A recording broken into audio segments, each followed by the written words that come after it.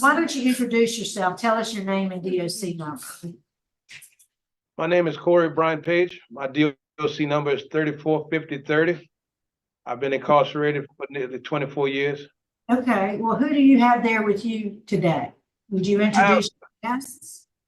Yes, I have a good friend of mine, Sidney Anderson, and his wife come to also give me support.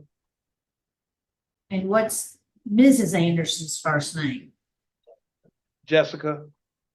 Let me write it on my list. Okay, thank y'all for being here in support today.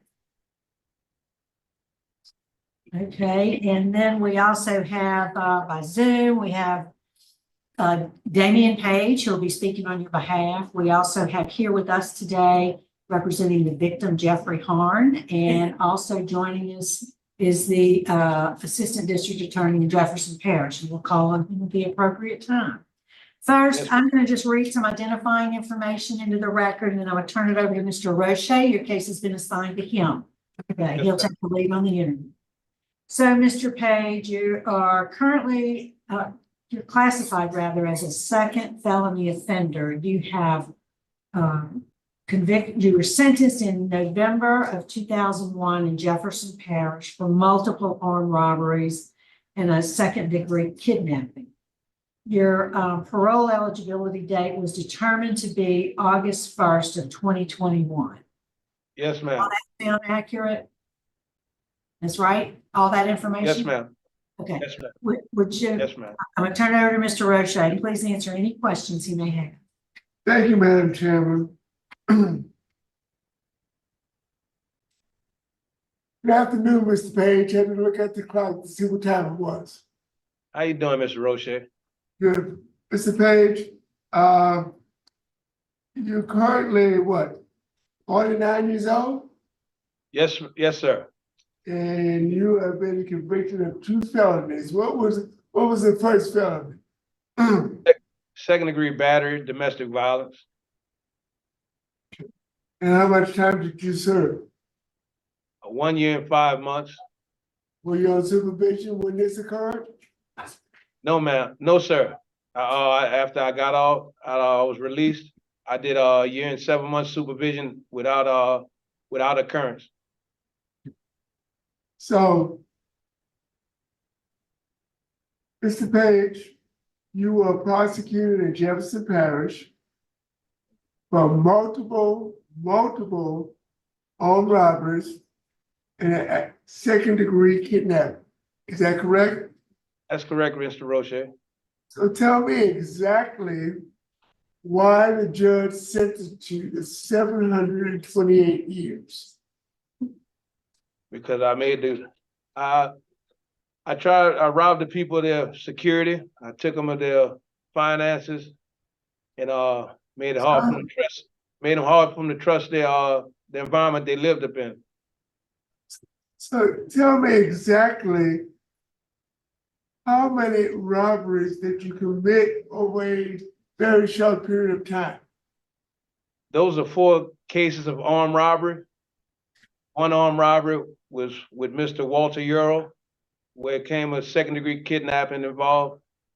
You had a Domino Pizza robbery, which involved Felicia Knight and Cheryl Richardson. There was another computer store where they had Mr. Dugas and 4 customers were in present at the time. And then I robbed Mr. Peter and Gaynell Hand at their residence. And each time you threatened to kill them if they didn't cooperate. I specifically threatened them.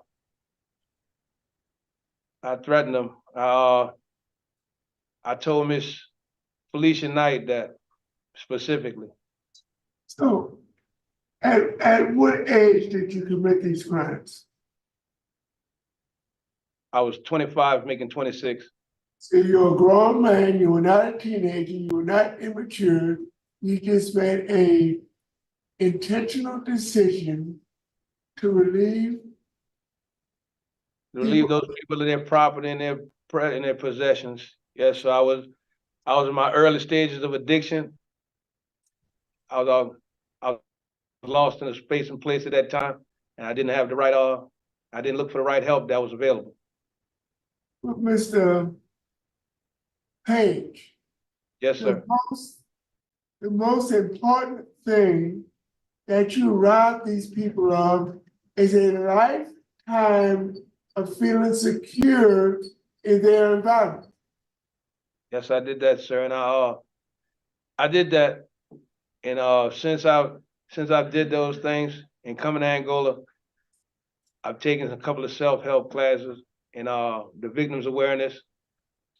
I know now the things I did wasn't right, and there's no way I can make them feel secure about that, other than do better and continue to be a better person. I no longer participate in criminal activity. I help others whenever available. I just I know I did something wrong. I robbed them of their security. Your first hearing was in April of 2022, Yes, sir. and you were denied by a vote of 3-0. Yes, sir. Reasons given: disciplinary conduct, you needed a long-term substance abuse program, Yes, sir. and law enforcement opposition, DA's opposition. And the third member also said that you needed a long-term substance abuse program. Yes, So- sir. So tell me, what have you done to satisfy that concern of the last 3 board members? Well, I enrolled into the STAR program, Substance Treatment and Recovery. And since then I've completed the program, and they taught me a bunch of things about myself that I didn't really realize about. It's some underlying issues you have. I had ideas certain things, but I didn't know things about co-occurring disorders. I didn't know about criminal thinking and addictive thinking. I didn't realize triggers or even the things that I was really covering up and masking with the addiction. We're just trying to escape the reality of dealing with the real issue at hand. Right now, I've been in recovery going on 4 years, and I'm in stage 3 recovery right now. My addiction is arrested. I'm a sponsor with New Men Ministry. They're up here in in Angola, and we help other addicts in recovery. And I just help participate in whatever way I can. So tell me some of the other things that you've done. You've taken a drug relapse course. Yes, sir. So tell me some of the other things you've done to satisfy that concern. Well, as I say, right now, I'm currently a sponsor with the New Men Ministry. We are a recovering program. We help guys recovering from addiction and their substance abuse problems. We right now, I got the support of CATA, Council for Alcohol and Drug Addictions. If I were to be afforded the opportunity for parole, would they help me with continuing my sobriety? And I have Miss Lori Stone, part of the STR program. She assists me. But right now, I'm in a good place, and I continue to remain sober every day. It's a challenge every day, but it's something I know that it'll never go away. I just got to continue to be around those and support and help myself. Tell me about the Trauma Healing Institute that you completed in September of this year. Trauma healing, that was after recovery. That's when after the addiction stopped, I realized I had some things, some hangups from my childhood. You know what I'm saying? Physical abuse. And as I progressed and I completed that course, I went on, I realized how important it was that when people come through recovery, that they need to deal with the underlying issue, because it's not really drugs. The drugs are just a mask. And so I got my certification and became a trauma healing apprentice facilitator. I've done 2 classes and completed that and helped guys deal with their issues. And it's a real helpful thing. It's something I want to get off into more. Okay. Now I see you completed the first 3 phases of the sex offender treatment. So tell me exactly why you took the sex offender treatment and why didn't you complete phase 4? Well, I took the sex offender treatment for 2 reasons. One, I had an arrest for carnal knowledge in '99, and 2, I had a sex offense, a masturbation charge in 2014, and I decided to do something about it. I completed it. However, I never obtained certificate for it because when I completed it, they transferred Mr. Van Windsor from the back area where I was housed at it back to the main prison. Although I have completed all 4 phases. Okay. Tell me about thinking for a change. Thanking for a change. Thanking for a change is it was something about that where it just helped you. We for me, I was on autopilot. It's like I was programmed. Growing up all my life, I was a little bit of this, take a little bit of this, take a little bit of that, and made this Frankenstein of myself. And doing some things were more reflexive or reactionary than being who I am. Making better life decisions for myself. I see you completed Inside Out Dad in 2023 since your last hearing. Tell me why. Well, I took it because I have a 7-year-old grandson, and I want to be able to communicate with him. I want to be able to interact with him. Tell me about your involvement with the CPR team. CPR. Well, we have sometimes you're in this environment, people pass out, they need help. And that's a part of being who I am today. I want to help. I want to be able to help save lives, not just it doesn't just stop with drugs. I want to be available to help. I see you got a community service award in September 2023. Tell me about that.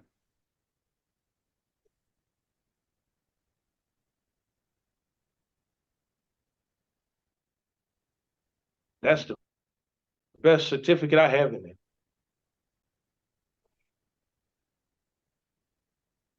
I'm a part of New Men. And it's not just about drugs. It's about getting your life to Christ. It's just that community service, giving back to community.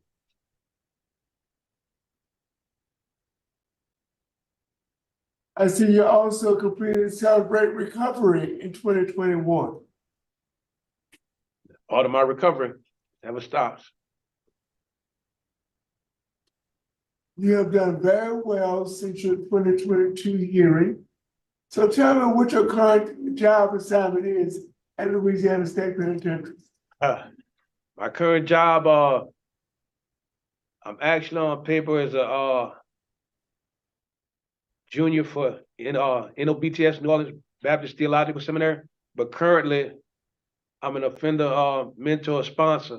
I help those in recovery and New Men. We got guys coming every 90 days and they going through detox, and we being spiritual guidance and encouragement, help them keep their fight to stay sober and live for Christ. Tell us how you actually live in the dormitory with those guys. I actually live in the dorm with 24 these hours. guys every day. 24 hours a day, I live with these guys. When these guys have arguments or disagreements with one another, they come ask me something, or I intervene. If they want to know about scripture, they want to help write a letter to their family. They want to say, Corey, I feel like getting high right now. What I do? I'm support. Tell me about Moral Compass. Moral Compass helped me get a sense of direction after I was coming out of addiction, and I decided I wanted to give back. And once I gauged myself, it helped me gauge myself and see where I was at, where I was going wrong earlier. Then they gave me the tools I needed to help guys, you know. They have this thing what they call the reactionary phase. You're ill or you're in recovery. You know, help you gauge the people you're interacting with. Sponsor, mentor the mentee, you know, sponsor the participant, resident. And it's something that's one of the books I go over quite regular because you never quite get it down pat. You know, you're dealing with different personalities. You know, what type of management style and with anger management do we have compelling, you know, just type of ways to persuade communicate with the people we're surrounded with and help them live better, make better decisions. I see you earned your GED 1995. I got my GD in 1995 and I've been a registered tutor with the state twice since I've been up in 2012 and 2019. Tell me about the substance treatment recovery program that you finished in June. Now that program has been the most impactful program with me to thus far. Like I say, Miss Lori Stone has been a great help, and with the curriculum, we've been through the Hazelden material, new direction, cognitive behavior therapy, and it helped me learn more about myself, how to manage myself, you know, how to not hang with pirates on the ship, you know, just bad company, you know, to take responsibility for the things I've done in my addiction and how to better move forward. Okay. When was your last disciplinary write-up?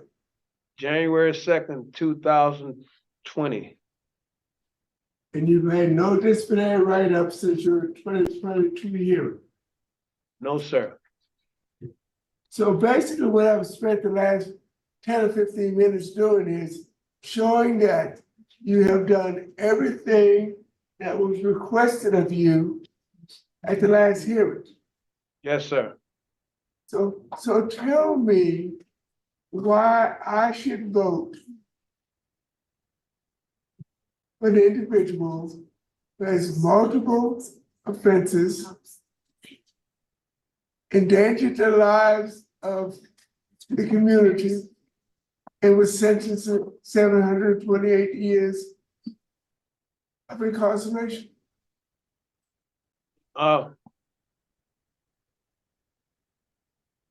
Because I'm faithful,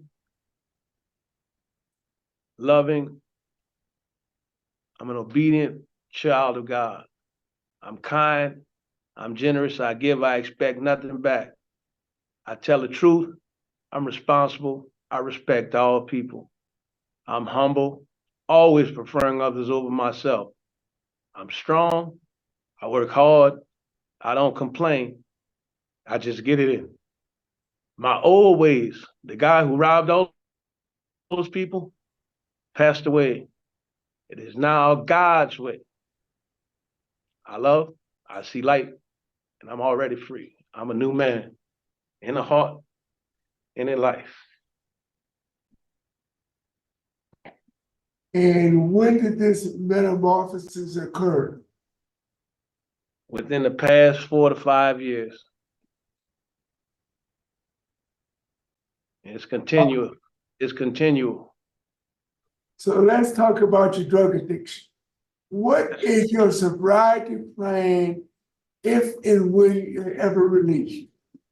Well, like I said, I have resources available through Miss Lori Stone. I've been placed in contact with a sponsor named Milena Jones with CATA. It's Council for Alcohol and Drug Addiction in New Orleans on Tulane.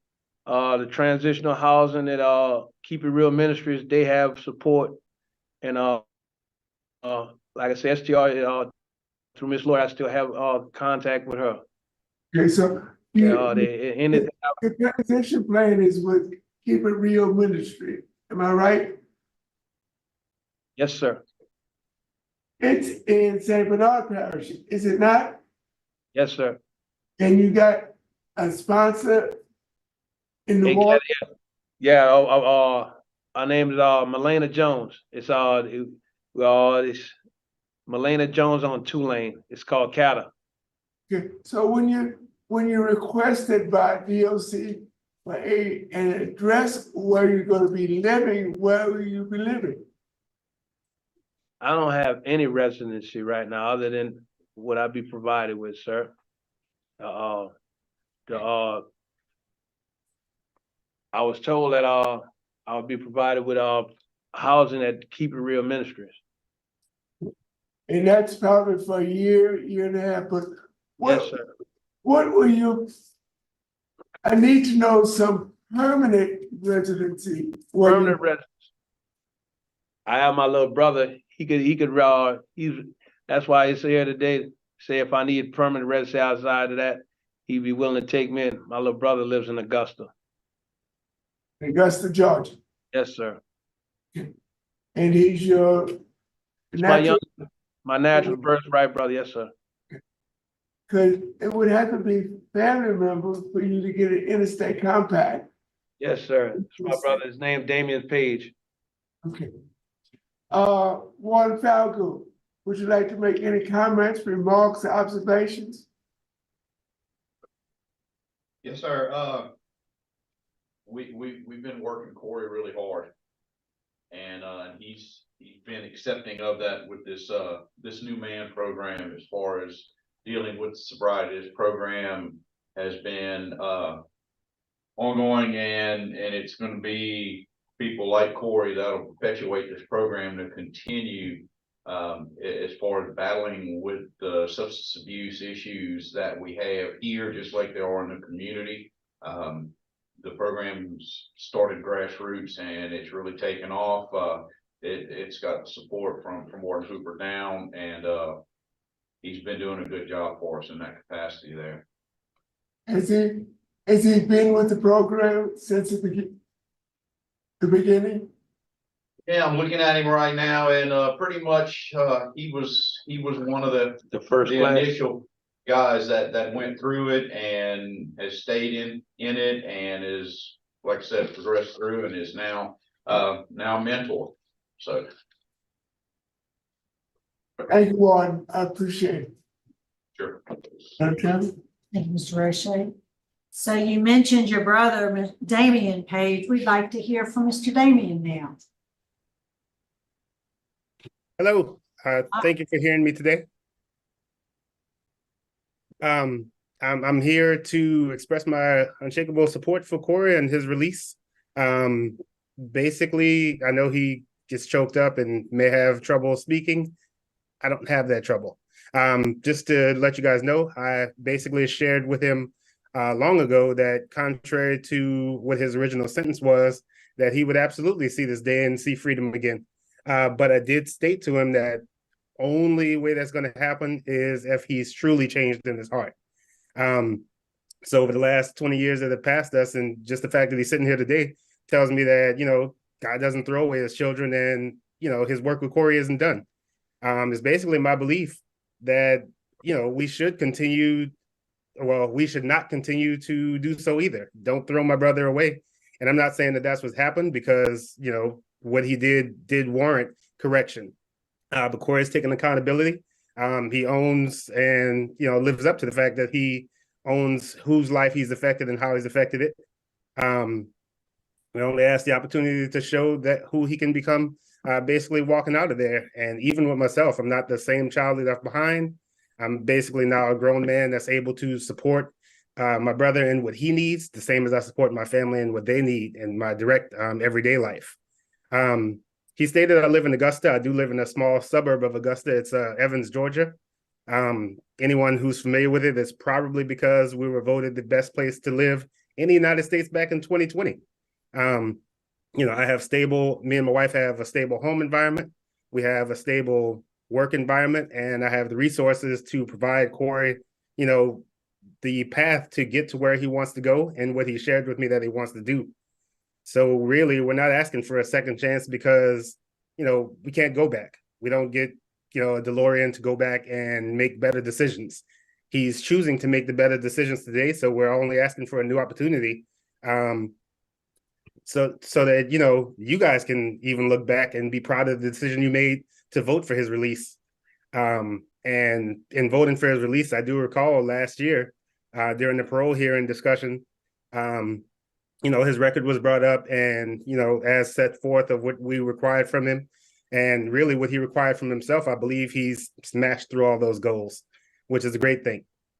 And prior to leaving, one of the members of the panel did state, hey, you know what, if you complete this program, I'll vote for your release. Now, I don't see that person here today, but it was said, and I'm like, hey, he sure did go ahead and do that. Another thing that I noticed is in comparison to his list of convictions, there's almost zero victims who've come out against his release, with the opportunity being provided to them to do so. And while I'm not privy to all the information, it just makes me believe that there's at least a likelihood that they have chose to heal and believe in forgiveness. Those still in pain, they definitely have my sympathy, and of course they have Corey's sympathy. But it's my hope that it doesn't take another 20 plus years for them to heal and grow into forgiveness. So, just to kind of wrap it up, that being said, my joy today, as I'm here, is instead because I believe that the vote for his approval should be released, and I'm proud to say that as Corey's brother, and with all he's completed and remained diligent in completing it and remaining consistent, that, he will become more than a productive member of society, not just a cliche, but someone who can move forward. If he's able to come, then, I don't know how that works, but if he is able to come, we have housing ready for him. And of course, even my sister, unfortunately, she's in the Air Force and she's stationed in Okinawa, Japan. Her name is Air Force Major Holly Jones, but she'll be back in June of 2024. And she's already pledged her support and assistance before and after she returns. So he has a strong support environment. And we are committed to getting to know who Corey is today. We already know who he was, and I want him to know who I am today. I'm not the same kid, as I said. I'm like 45 years old now. So I definitely believe that moving forward in his release is going to benefit everybody 100%. And the work that the work he started doing there, I'm hoping that he can continue to do so on the outside, because it doesn't take a conviction for people to need help, but Yes, it does sir. take conviction to be helpful. Can you wrap it up for us? Yeah, that actually was it. I was saying it doesn't take a conviction to need help, but it does take conviction to be helpful. And that's who he is. Yes, sir. And thank you so much for dialing in from Augusta or Georgia. Thank you, sir. So now we'll hear from victim's son, Mr. Jeffrey Hand. Is it Hand? I'm sorry, I mispronounced it earlier. Would you? Yes, sir, please.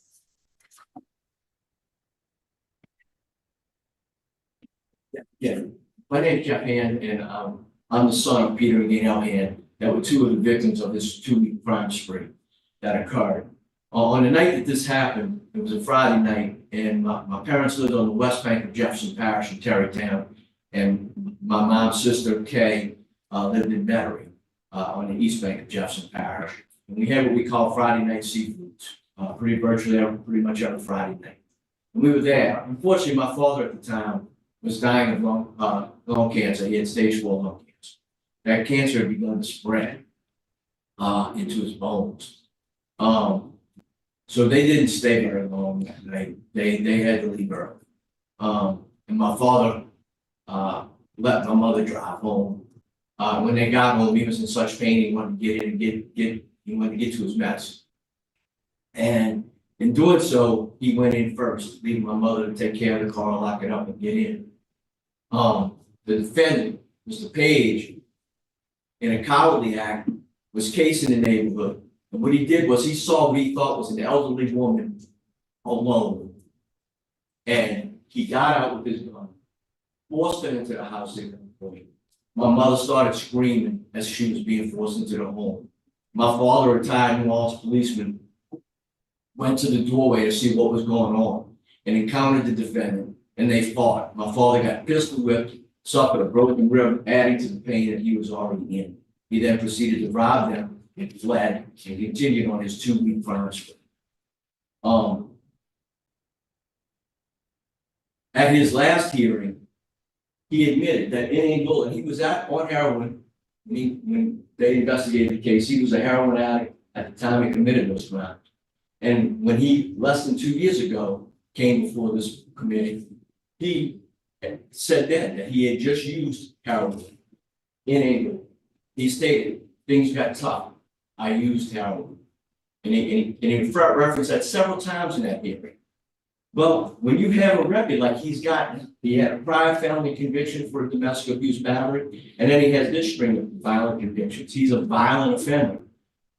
Things are going to be tough for him if he's to be released. And his go-to is to go back to drugs. And I'm a career prosecutor, 37 years. And when somebody like him gets in tough situations, they fall back to what they've always done. And next time, instead of just robbing and harming, he's more likely to continue to progress forward and kill and take some innocent victims' life. And that's what my parents were, like all these other victims. They were 2 innocent victims just strictly going into their home. And they were extremely violated by the defendant. So my mother is still alive. She's 89. And she and I both adamantly oppose his release. And we respectfully ask this committee to deny his release. Thank you, sir. Thanks for being here. Yes, sir. Thank you. Mr. Meyer. Good afternoon, Randy Meyer, Assistant DA, Jefferson Parish. We're also strongly opposed to Mr. Page's request for parole. First, you need to look at the nature of the offense, which Mr. Hand kind of went through in his particular situation, and Mr. Page's criminal history. If you look back from 1992 to 2001, when he was incarcerated in this case, almost every offense was violence, included violence or weapons, or a couple of juvenile offenses. That's very concerning, and I think because of his extensive criminal history, that's why he was given a total of 782 years in prison. He's only served 20 years. And we think for the number of offenses that he has committed, the crimes he's committed in Jefferson Parish, that 20 years is not sufficient time for him to have served and to be able to be released. If we look at what he's done, and I appreciate all the substance abuse training and treatment that he's done, and I think that's very good and that'll be helpful for him at some point. But if you look at his disciplinary report, he's had 37 disciplinary reports. In 2020, he had 1. 2019, he had 2, but 1 was for intoxication. He had a sex offense in 2014. He's had disciplinary reports every year but 2 years between 2002 and 2020. Now, the progress report of record shows that he did have another one in 2001. I'm sorry, 2021, but I don't see that one on the disciplinary report that's there. So, but the last 10 years, he's had about 16 disciplinary reports, and we think that's unacceptable. So for those reasons and the strong victim opposition, we're opposed to his request for parole. Thank you, sir. Appreciate your input. Mr. Page, is there something you'd like to say to the panel before we vote? Yes, I'd like to thank you for this opportunity. I'd like to say that I'm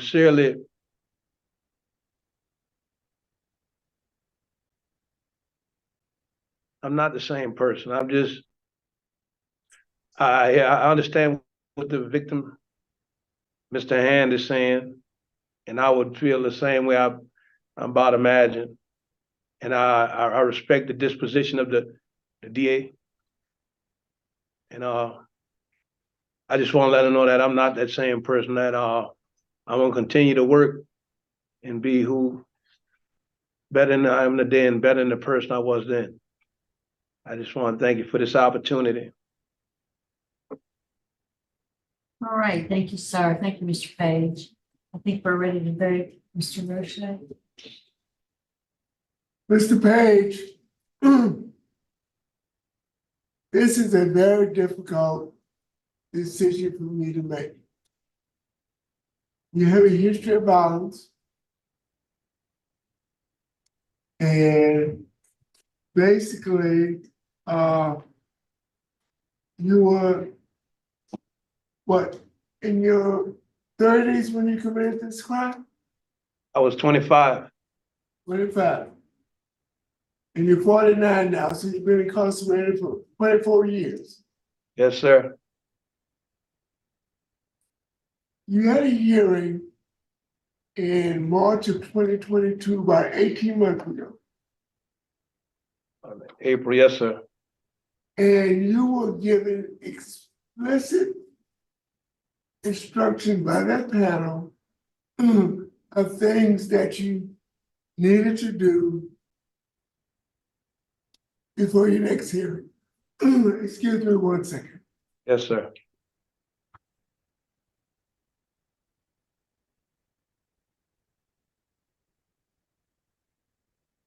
And you were given a specific list of things that we needed you to accomplish. You needed Yes, long sir. substance abuse. You need to stay right up Yes, free. sir. And you need to have a good institutional record before you apply for your Yes, next sir. year. Yes, sir. Warren Falcon said that you have done very well the last 2 or 3 years. You had a write-up since Yes. 2020, which is almost 3.5 years. Next month will be 4. So I'm delivering my decision. Yes, sir. Don't have me to change my mind. Yes, sir.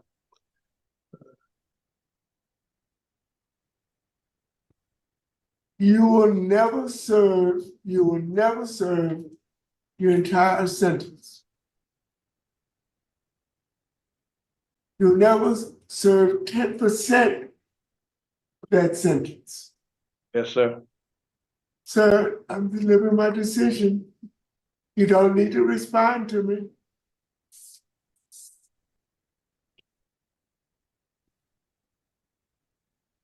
Ten percent of that is 72 years. You'll never serve in 72 years. I'm gonna take a chance on you, Mr. Page. I'm only one vote. But because you have done exactly what the board asked you to do, and you have exceeded that expectation, you've been right up free for at least 3 years. I'm going to grant your request for early release. But don't abuse this golden ticket, because it is a golden ticket. It is only one issued for a lifetime. If you ever commit another felony, or you don't follow rules and regulations of your supervision, you will get arrested, you'll get revoked, and you have 700 years back sentence. You'll never see the light of day again. Because once you revoke, that original sentence is imposed. And under supervision, you are not allowed to have any criminal activity, whether it be a misdemeanor or a felony. DOC will bring you from wherever you are, even if it's in Evanston, Georgia, you'll get extradited, come back to Louisiana, and have a revocation hearing, and you will get revoked. And you serve the 700 years. Do we understand each other? Yes, sir. Your conditions after release. You are to attend at least 3 NAAA meetings a week. You will have random drug screens. And if you get a dirty drug screen, you'll be arrested and sent back to DOC in state of Louisiana. Random drug screens, I want you to have a curfew from 9 p.m. to 6 a.m. I'm sorry, 9 p.m. to 6 a.m.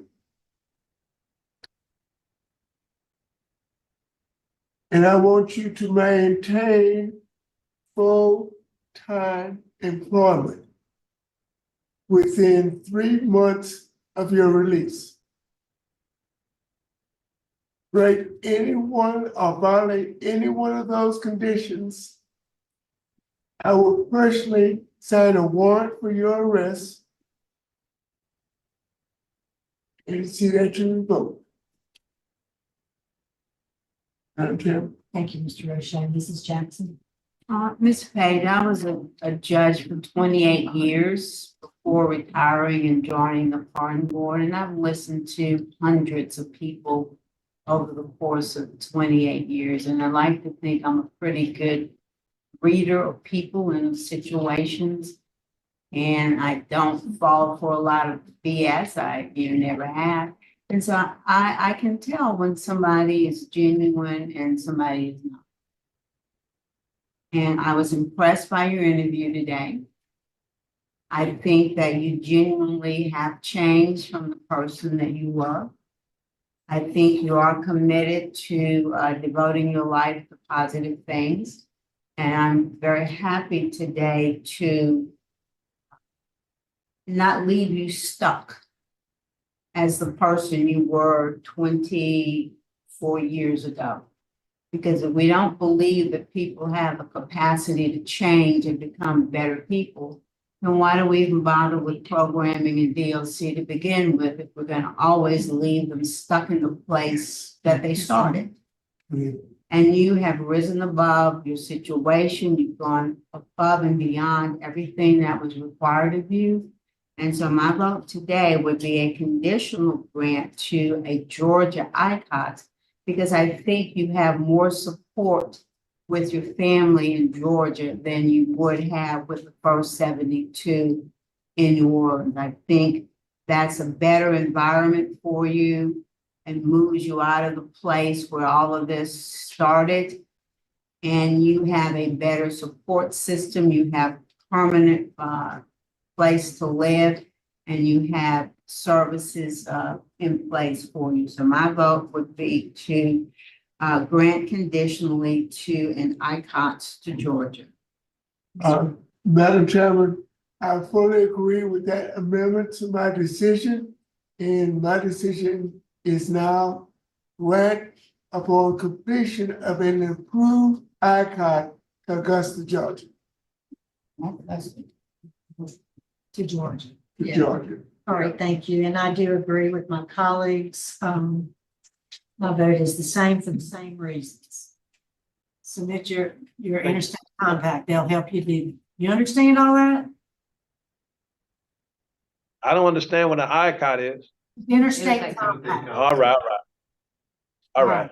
And, Now you understand? Thank you. All right. and Yes, Mr. ma'am. and Mr. Page, you will not be released until that is approved. All right.